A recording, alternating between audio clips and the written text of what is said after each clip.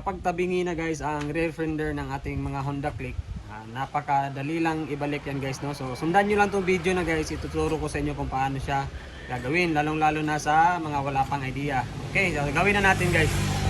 Una, tanggalin natin itong tornilyo dito sa itaas. So bali tatlong tornilyo guys na star screw. Pag matanggal na yung tatlong tornilyo, tanggalin itong cover at itong socket na to.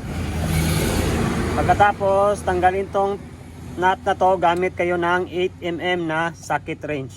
Pag natanggal nyo na ang 8mm na nut, pwede nyo nang tanggalin to at saka luwagan itong dalawang tornilyo gamit ang 10mm na T-wrench o socket wrench.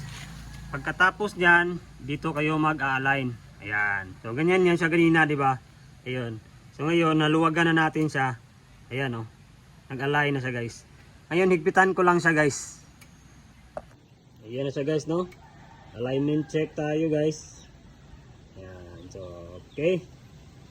Naka-align na siya guys. So ito yan lang yung in-adjust natin guys. Yung dalawang tornilyo lang. Ayan. Napaka-basic lang guys.